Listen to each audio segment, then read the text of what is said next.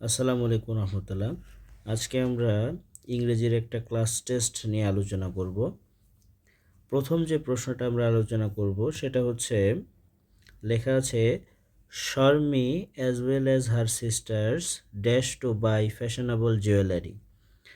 তো এই ক্ষেত্রে এখানে আমাদের যে জিনিসটা লক্ষ্য করতে হবে, এই সেন্টেন্সে অ্যাজ ওয়েল অ্যাজ আছে। তো অ্যাজ ওয়েল অ্যাজ যদি একটা সেন্টেন্সে থাকে তাহলে সেই সেন্টেন্সের প্রথম সাবজেক্ট অনুযায়ী এই ভার্বটা নির্ধারিত হয়। তো এখানে যেহেতু আমরা সাবজেক্ট দেখতে পাচ্ছি Sharmi, third person singular number, এই জন্য প্রেজেন্ট ইনডিফিনিট টেন্স এস বা ইয়েস হবে, অর্থাৎ লাইকস হবে। 2 নম্বর, চুজ দ্য কারেক্ট সেন্টেন্স। তো সাধারণত আমরা জানি যে কোনো বাক্যে বা কোনো ফ্রেজের ক্ষেত্রে যদি ওয়ান থাকে, ওয়ানের পরে যে অংশটা আসে সেখানে এস বা ইয়েস হয় না, কিন্তু ওয়ানের অধিক যদি কোনো কিছু হয় তাহলে সেখানে এস বা ইয়েস যোগ করতে হয়। তো এখানে দেখুন লেখা আছে টু থার্ড হয় না, টু থার্ডস হয়। তো আগেই আমরা এটা কেটে দিতে পারি। বি নাম্বারে টু থার্ডস আছে, two thirds of the mango. Mango হচ্ছে সাবজেক্ট সিঙ্গুলার, তাহলে ভার্ব দেখেন এখানে আর দেয়া আছে, তাহলে এটাও বাদ। সি নাম্বার হচ্ছে two thirds of the sum is correct, এটা উত্তর হতে পারে, কারণ টু থার্ডস আছে আবার সাম হচ্ছে সিঙ্গুলার, এই জন্য ইজ ঠিক আছে। ডি নাম্বার বলছে দেখেন এখানেও টু থার্ডস হয় নাই, মানে এটাও কাটা, অর্থাৎ উত্তর আমরা সি নাম্বার দিতে পারি। 3 নাম্বার প্রশ্ন দেখেন বলছে জনসন, সাবজেক্ট জনসন, এবার এই যে একটা কমা শুরু হয়েছে আবার কমা শেষ হয়েছে, মানে Johnson one of the most cunning of thrives. এই যে ওয়ান অফ দ্য থেকে শুরু করে এই থ্রাইবস পর্যন্ত এটাকে বলা হয় অ্যাপোজিশন। অ্যাপোজিশন যেটার কাজ হচ্ছে নাউন সম্বন্ধে এক্সট্রা তথ্য দেয়া। এই অংশটা আসলে সেন্টেন্সের ভার্ব নির্ধারণের ক্ষেত্রে কোনো ভূমিকা রাখে না। তো এখানে সাবজেক্ট হচ্ছে কি junction, third person singular number.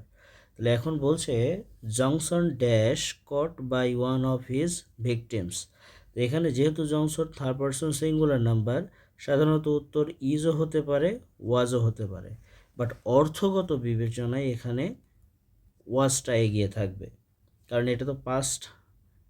এখানে আপনি দেখেন জংশন ওয়াজ কট যখন বলছি তখন এটা দেখবেন হচ্ছে এটা পাস্ট ইনডিফিনিট টেন্সের প্যাসিভে আছে। তো ওটা অ্যাক্টিভ করলে হবে হচ্ছে কি যে one of his victims caught Johnson, এরকম হবে। আর যদি আপনি ইজ দেন তাহলে এটা হচ্ছে অর্থগত একটু ঝামেলা তৈরি করে, এই জন্য বি নাম্বারটা দিয়ে এটা বেশি যুক্তিযুক্ত। 4 নম্বর বলছে dash pair of shoes dash too small for me. এখানে যে জিনিসটা আমাদের দেখতে হবে সেটা হচ্ছে এই জোড়াটা বসাতে হবে। তো জোড়া যদি আমরা বসাই, তো আমরা যদি একটু দেখি যে বি নাম্বার প্রশ্নটা যদি একটু আগে বসানোর চেষ্টা করি তাহলে কেটে দিতে সুবিধা হবে। বি নাম্বার বলছে দেজ, তাহলে দেজের পরে, দেজ তো প্লুরাল, দেজের পরে তো এখানে পেয়ার্স হওয়ার কথা, কিন্তু পেয়ার্স হয় নাই, তার মানে এই দেশটা হচ্ছে ভুল আছে। অনুরূপভাবে এই যে দেশের পরে পেয়ার্স হওয়ার কথা ছিল, হয় নাই, এটাও ভুল। তো দিস হতে পারে দিস পেয়ার অফ শুজ, তাহলে দিস পেয়ার এটা তো সিঙ্গুলার, তখন আর হবে না, তার মানে এটাও ভুল। উত্তর হচ্ছে এ নাম্বারটা। এরপর 5 নাম্বার, বেশ গুরুত্বপূর্ণ একটা টপিক। 5 নাম্বার বলছে none dash helpless because they can always try. এই যে নান যখন সেন্টেন্সে সাবজেক্ট হিসেবে থাকে এর 2টা রুলস আছে। আপনি যদি ব্যারন স্টোফেল দেখেন তখন দেখবেন নান এর পরে যে নাউনটা থাকে ওই নাউন যদি প্লুরাল হয় তখন তার ভার্বও প্লুরাল হয়। আর একটা রুলস রয়েছে এখানে, সেটা হচ্ছে নান, নান এর পরে যদি যে নাউনটা আছে সেই নাউনটা যদি সিঙ্গুলার হয় তাহলে তার পরের ভার্বটাও হবে হচ্ছে সিঙ্গুলার। এখন ব্যালেন্সটা বলে এই 2টাই দেওয়া আছে, কিন্তু প্রবলেম হচ্ছে আমরা যখন ক্যামব্রিজ দেখি, তো ক্যামব্রিজে একটা রুলস খুব সুন্দর করে বলা আছে যে আপনি নানের পরে প্লুরাল ভার্ব প্লুরাল দিতে পারেন, নাউন প্লুরাল ভার্ব প্লুরাল দিতে পারেন, বাট এটা হচ্ছে ইনফর্মাল, এটা হচ্ছে ইনফর্মাল। তো মোস্ট ফর্মাল হচ্ছে যে নানের পরে নাউন যাই হোক না কেন পরের ভার্বটা হবে সিঙ্গুলার। নানের পরে আপনি সবসময় সিঙ্গুলার ভার্ব দিবেন, এটা হচ্ছে ফর্মাল ওয়ে, এটা ক্যামব্রিজ বলছে। তো এখন কথা হচ্ছে যিনি প্রশ্ন করেছেন 5 নম্বর প্রশ্নটা যিনি করেছেন তিনি এই নানটাকে প্লুরাল হিসেবে করেছেন, এই জন্য তার প্রোনাউন হিসেবে এখানে তিনি দে দিয়েছেন, তার প্রোনাউন হিসেবে তিনি এখানে দে দিয়েছেন। এই জন্য আমরা এখানে চাইলেই ইজ ব্যবহার করতে পারবো না, এখানে আমাদেরকে ব্যবহার করতে হবে হচ্ছে আর। 6 নম্বর প্রশ্ন হচ্ছে the horse and carriage dash ready for us. দেখেন দ্য হর্স অ্যান্ড ক্যারেজ বলতে আসলে ঘোড়ার গাড়ি বোঝাচ্ছে। তো ঘোড়ার গাড়ি বলতে ঘোড়া এবং গাড়িকে আলাদা করে বোঝানো হয় না। তো অ্যান্ড যুক্ত অংশের যে দুইটা অংশ সংযুক্ত হবে এটি যদি কোনো একটি ধারণা নির্দেশ করে তাহলে সেই ভার্বটা হয় সিঙ্গুলার, তাহলে হবে হচ্ছে ইজ, ঘোড়ার গাড়ি বোঝাচ্ছে এখানে। 7 নম্বর বলছে আই হ্যাড হার, এটা হচ্ছে পজিটিভ ভার্ব থেকে আসছে। তো হ্যাডের পরে হার, হার হচ্ছে কি ব্যক্তি, তো হ্যাডের পরে যদি ব্যক্তি হয় তারপরে যে ভার্বটা হয় সেটা হচ্ছে বেস ফ্রম হয়। সি নাম্বারটা ড্র মাই বায়োলজি প্র্যাকটিক্যাল আর্ট। এরপরে বলছে 8 নম্বরটা which conflict occurs within an individual, অর্থাৎ একজন ব্যক্তির ভিতরে স্বাভাবিকভাবে একজনের সাথে আরেকজনের যখন কনফ্লিক্ট হয় সেটা হয় হচ্ছে ইন্টারপার্সোনাল, আর নিজের ভেতরের মানে একজন ব্যক্তির ভেতরে যে কনফ্লিক্টটা হয় সেটাকে বলা হয় ইন্ট্রাপার্সোনাল। 9 নম্বরটা বলছে কি the line where the water is not thirsty is an example of, where the water is not thirsty এটা হচ্ছে একটা বিখ্যাত কবিতা অ্যালোন কবিতার, মায়া অ্যাঞ্জেলিওর লেখা অ্যালোন কবিতার বিখ্যাত একটি লাইন। এখানে আসলে লেখিকা এই লাইনটাকে প্যারাডক্স হিসেবে ব্যবহার করেছেন, তিনি এমন একটা সমাজের চিন্তা করেছেন যেখানে বৃত্তশালীরা অর্থের পিছনে ঘুরবে না, এই জন্য তিনি বলছেন where the water is not thirsty, এটা প্যারাডক্সের উদাহরণ। পরবর্তী প্রশ্ন 10 নম্বরটা হচ্ছে অ্যান্টোনিম অফ অ্যান্টাগনিস্টিক। তো অ্যান্টাগনিস্টিক শব্দের অর্থ হচ্ছে শত্রুভাবাপন্ন,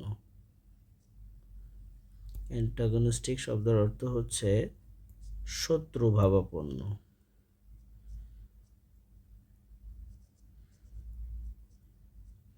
এটার বিপরীত শব্দ খুঁজে বের করতে হবে আমাদের। তো এখানে এলিগেন্ট শব্দের অর্থ হচ্ছে সুন্দর, এলিগেন্ট শব্দের অর্থ সুন্দর, তো এটা আমরা হচ্ছে উত্তর হিসেবে রাখতে পারছি না। ইরেসিস্টেবল শব্দের অর্থ হচ্ছে অপ্রতিরোধ্য, এটাও আমরা রাখতে পারতেছি না, অপ্রতিরোধ্য। আর অ্যাফ্লুয়েন্ট শব্দের অর্থ হচ্ছে সচ্ছল, এটা উত্তর হতে পারে না। চেয়েছে অ্যান্টোনিম, অ্যান্টোনিম বলতে আমরা বলি যে বিপরীত শব্দ অফ অ্যান্টাগনিস্টিক, শত্রুভাবাপন্ন। তাহলে বিপরীত শব্দ শত্রুভাবাপন্নর বিপরীত শব্দ হচ্ছে অতিথিপরায়ণ, হসপিটেবল, তাহলে এটা ডি নাম্বারটা উত্তর। এরপর 11 নম্বর প্রশ্ন বলছে হচ্ছে স্যানোনিম অফ রিভোক। তো রিভোক শব্দের অর্থ হচ্ছে প্রত্যাহার করা বা বাতিল করা। আর রিজলভ শব্দের অর্থ হচ্ছে সমাধান করা, তো এটা হতে পারে না। রেপুডিয়েট শব্দের অর্থ হচ্ছে প্রত্যাখ্যান করা, তো প্রত্যাখ্যান করা উত্তর হতে পারে না। রিসেন্ট মানে হচ্ছে পুনরায় প্রেরণ করা, এটা উত্তর হতে পারে না, অতএব উত্তর হবে হচ্ছে রিপিল, রিপিল শব্দের অর্থ হচ্ছে বাতিল করা।